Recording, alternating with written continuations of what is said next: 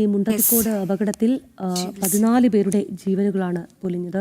ഇപ്പോൾ 11 പേരാണ് ആശുപത്രിയിൽ ചികിത്സയിലുള്ളത്. അതിൽ 5 പേരുടെ ആരോഗ്യനിലയിലാണ് ഒരു ആശങ്ക ഉള്ളത്. അവർ ഇപ്പോഴും അതീവ ഗുരുതരാവസ്ഥയിലെന്നാണ് ജില്ലാ കളക്ടർ ശിഖ സുരേന്ദ്രൻ പറഞ്ഞിട്ടുള്ളത്. പക്ഷേ 6 പേരുടെ നില തൃപ്തികരമാണ് എന്നുള്ളത് വലിയ ആശ്വാസം നൽകുന്നുണ്ട്. 3 പേരുടെ മൃതദേഹങ്ങൾ ബന്ധുക്കൾക്ക് വിട്ട് നൽകിയിട്ടുണ്ട്. 2 മൃതദേഹം തിരിച്ചറിയുന്നതിൽ ആശയക്കുഴപ്പം ഉണ്ട്. ഇവ DNA പരിശോധനയ്ക്ക് അയക്കുമെന്നും ജില്ലാ കളക്ടർ അറിയിച്ചിട്ടുണ്ട്. നമുക്ക് മൊത്തം ഇവിടെ ചികിത്സ തേടിയവരുടെ എണ്ണം എന്ന് പറയുന്നത് 13 പേരായിരുന്നു. അതിൻ്റെ ഉള്ളിൽ 2 പേര് ഡിസ്ചാർജ് ആയിട്ടുണ്ട്. ഇപ്പോൾ 11 പേരാണ് ബാക്കി ഇവിടെ ട്രീറ്റ്മെൻറ്റ് നടക്കുന്നത്. അതിൽ 5 പേരുടെ നിലയാണ് ഇപ്പോൾ ഗുരുതരമായിട്ട് തുടരുന്നത്. അതിൽ 2 പേര് വെന്റിലേറ്ററിലാണ്. ബാക്കി ഉള്ളവർ നോട്ട് ക്രിട്ടിക്കലാണ്. 6 പേര് നോട്ട് ക്രിട്ടിക്കലായിട്ട് ഇവിടെ ചികിത്സ തേടുന്നുണ്ട്. 3 ബോഡീസ് ഡിസ്പ്യൂട്ടൊന്നും ഇല്ലാതെ ഐഡൻറ്റിഫൈ ചെയ്ത് നമ്മൾ റിലീസ് ചെയ്തിട്ടുണ്ട്. 2 എണ്ണം ഐഡൻറ്റിഫൈ ചെയ്തിട്ടുണ്ട്. ബട്ട് സ്റ്റിൽ അതിൻ്റെ DNA സാമ്പിളിങ്ങിനായിട്ട് നമ്മൾ വെയിറ്റ് ചെയ്യാണ്. ഇപ്പോൾ തിരിച്ചറിഞ്ഞിട്ടുണ്ട്. പക്ഷേ നമുക്ക് 2 എണ്ണത്തിൽ കൺഫ്യൂഷൻ ഉള്ളതുകൊണ്ട് DNA സാമ്പിളിങ്ങിന് ശേഷം മാത്രമാണ് അതിൻ്റെ കൺഫർമേഷൻ നമ്മളിപ്പോൾ കൊടുക്കുന്നുള്ളൂ. അതിനുശേഷം മാത്രമാണ് ബോഡി റിലീസ് ചെയ്യുന്നുള്ളൂ.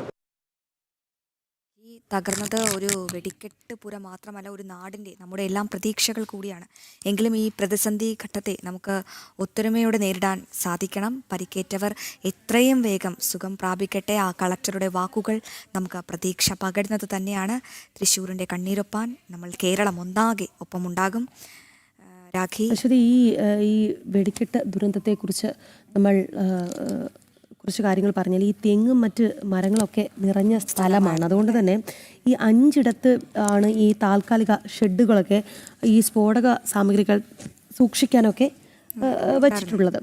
ഇവിടെ തയ്യാറാക്കി ഈ തൃശ്ശൂർ പൂരസ്ഥലത്തേക്ക് കൊണ്ടുപോവുകയാണ് സാധാരണ ചെയ്യാറുള്ളത്. അതുപോലെ തന്നെ ആ ഷെഡുകളിൽ ഒരെണ്ണത്തിൻ്റെ മൺകട്ട കൊണ്ടുള്ള ഭിത്തി മാത്രമാണ് ഇന്നിവിടെ ഈ നിമിഷം മിച്ചമുള്ളത് എന്നുള്ളതാണ്. അത്രയേറെ വലിയ ഒരു ദുരന്തത്തെയാണ് നാട് നേരിട്ടുകൊണ്ടിരിക്കുന്നത്. കുറച്ച് തുണികൾ എന്തോ ഉണക്കാനിട്ടിരുന്നു. അപ്പോൾ ഈ ചൂട് കൂടിയിട്ട് അങ്ങനെ അത് കത്തിയെന്നും ഒരു ഈ സമയത്ത് പറയുന്നുണ്ട്. അത് എത്രത്തോളം വിശ്വസനീയമാണെന്ന് നമുക്കറിയില്ല. കൃത്യമായ അന്വേഷണം ഈ വിഷയത്തിൽ നടക്കണം. അതിനു വേണ്ടിയിട്ടുള്ള ഫോറൻസിക് പരിശോധനാ സംഘം അവിടെയുണ്ട്. അവർ പരിശോധന നടത്തി വരികയാണ് എന്നുള്ളതാണ്. എന്തായാലും ഇപ്പോൾ അവിടെ മുഴുവൻ ഈ കത്തിക്കരിഞ്ഞ, അശ്വതി സൂചിപ്പിച്ചതുപോലെ കുറച്ചധികം വസ്തുക്കൾ, അത് വസ്ത്രങ്ങളാണോ അതല്ല മറ്റെന്തെങ്കിലും വസ്തുക്കളാണോ, എന്തായാലും കത്തിക്കരിഞ്ഞ ഒരു വസ്തുക്കളുടെ കൂമ്പാരമല്ലാതെ മറ്റൊന്നുമില്ല. ഒരു ഭിത്തി മാത്രമാണ് അവശേഷിക്കുന്നത് എന്നുള്ളതാണ്. എന്തായാലും നമുക്ക് ഒപ്പം സാനു കെ സജീവ് കൂടി ചേരുന്നുണ്ട്. സാനു, ഈ വെടിക്കെട്ട് ദുരന്തത്തിന്റെ പശ്ചാത്തലത്തിൽ തൃശ്ശൂർ പൂരം ആർഭാടമില്ലാതെ നടത്താനുള്ള ഒരു ആലോചനയിലാണ് എന്നുള്ളതാണ് മനസ്സിലാക്കുന്നത്. വെടിക്കെട്ട് പൂർണ്ണമായും ഉപേക്ഷിക്കാനുള്ള സാധ്യത ഉണ്ട്. എന്തായാലും അന്തിമ തീരുമാനം ഇന്ന് ചേരുന്ന മന്ത്രിസഭാ യോഗത്തിൽ കൈക്കൊള്ളുമെന്നാണ് മനസ്സിലാക്കുന്നത്.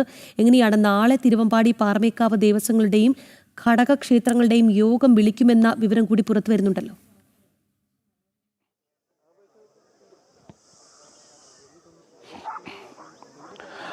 തീർച്ചയായിട്ടും രാഹി, അങ്ങനെ ഒരു തീരുമാനത്തിലേക്ക് കാര്യങ്ങൾ എത്തുകയാണ്. പൂരം ആർഭാടം ഒഴിവാക്കിക്കൊണ്ട് ചടങ്ങുകൾ മാത്രമായി നടത്തുന്നതിന് വേണ്ടിയിട്ടുള്ള ഒരു തീരുമാനത്തിലേക്ക് ദേവസ്വങ്ങൾ നീങ്ങുന്നു എന്നാണ് നമുക്ക് ഈ നിമിഷം മനസ്സിലാക്കാൻ സാധിക്കുന്നത്. കാരണം ഈ വലിയൊരു ദുരന്തത്തിൻ്റെ പശ്ചാത്തലത്തിൽ അവർ ആർഭാടം ഒഴിവാക്കുകയാണ്. തിരുവമ്പാടി വിഭാഗത്തിന് വേണ്ടി അവരുടെ വെടിക്കെട്ടിന് വേണ്ടി സജ്ജമാക്കിയിരുന്ന വെടിപ്പുരയ്ക്കാണ് തീപിടിച്ചിട്ടുള്ളത്.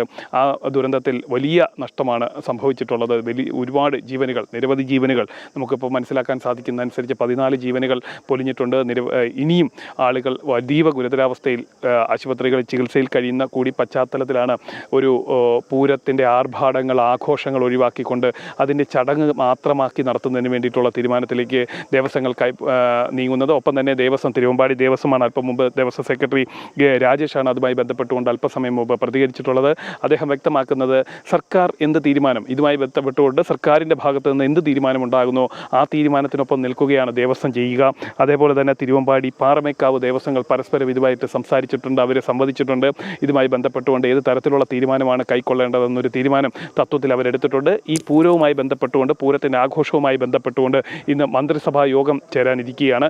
അവർ ആ മന്ത്രിസഭാ യോഗത്തിലായിരിക്കും ഇതുമായി ബന്ധപ്പെട്ടുകൊണ്ട് ഏത് തരത്തിൽ വേണം കാര്യങ്ങൾ നടത്തേണ്ടത് എന്നുള്ള കാര്യത്തിൽ മന്ത്രിസഭാ യോഗത്തിൽ ഒരു തീരുമാനമുണ്ടാകും. ആ തീരുമാനം എന്താണോ അത് അവർ അംഗീകരിക്കും എന്ന് തന്നെയാണ് ദേവസ്വം വ്യക്തമാക്കിയിട്ടുള്ളത്. അല്പം മുമ്പ് ദേവസ്വം സെക്രട്ടറി പറഞ്ഞ മറ്റൊരു കാര്യം കൂടിയുണ്ട്. ഈ ദേവസ്വത്തിലെ ജീവനക്കാർ ഇവിടെ എത്തിയിരുന്നു, ആ ജീവനക്കാരും ഈ അപകടത്തിൽപ്പെട്ടിട്ടുണ്ട് എന്നൊരു കാര്യം അദ്ദേഹം സ്ഥിരീകരിച്ചിട്ടുണ്ട്. അതിലൊരു മരണം, ആ ദേവസ്വം ജീവനക്കാരനായിട്ടുള്ള ഒരാളുടെ മരണവും അവർ സ്ഥിരീകരിക്കുകയാണ്. നമ്മൾ ഇന്നലെ മുതൽ തന്നെ അതിലൊരു റിപ്പോർട്ട് ചെയ്ത സമയത്തെല്ലാം അത് പറഞ്ഞിരുന്നു. ദേവസ്വത്തിലെ ജീവനക്കാർ, ഏതാനും ജീവനക്കാർ, 5ഓളം ജീവനക്കാർ ഇവിടെ ഈ പടക്ക നിർമ്മാണശാലയിലേക്ക് എത്തിയിരുന്നു. ഇവിടെ തൊഴിൽ ചെയ്തിരുന്നവർക്ക് ഭക്ഷണവുമായിട്ട് എത്തിയവരാണ്.